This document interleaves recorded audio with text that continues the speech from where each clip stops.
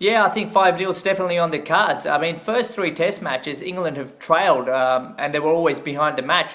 In the fourth test match, they actually managed to get ahead of the game. They were 110 runs up with 9 wickets in hand, and then after that, it just went pear-shaped for them. It's quite disappointing. I think they're mentally fragile. This has been a very shambolic performance by England, and I think the captaincy of Cook has been deplorable. I mean, just the way that he captained the final day, not introducing Panesar early enough, you can tell that they're really scarred from this tour. And I can't see Australia, I can't see England winning that fifth Test match, or let alone even drawing it. So I think 5-0 is definitely on the cards.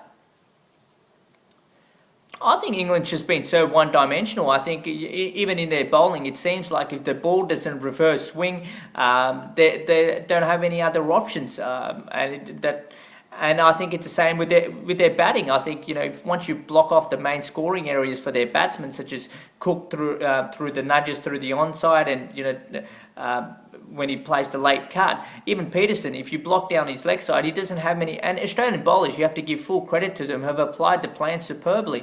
But they're so one-dimensional. I think England need to look going ahead, have to look at different plans on how their batsmen are going to have alternative strokes or alternative ways of scoring when their main scoring areas are being blocked.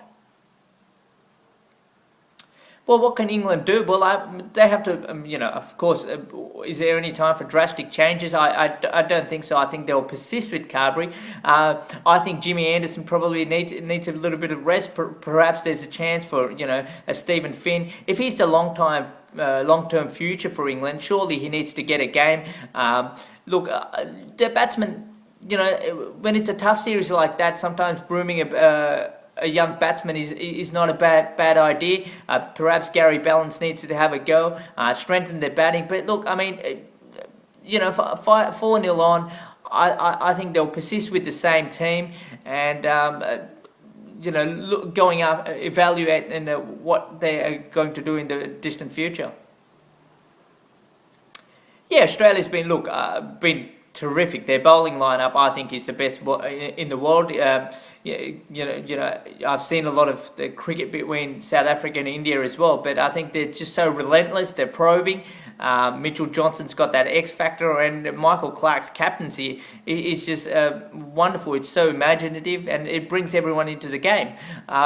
One concern, of course, is the batting.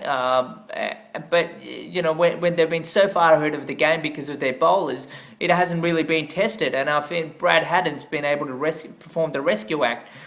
So I think the big test for Australian batting will come, of course, when they go to South Africa. But in saying that, their bowling lineup is incredible. So it's going to be very interesting. Australia definitely on the way up, but there's still plenty of scars there in their batting. The South Africa, we'll have to see how they perform over in South Africa to get a real overview of how well the batting is really going and whether it is on the rise.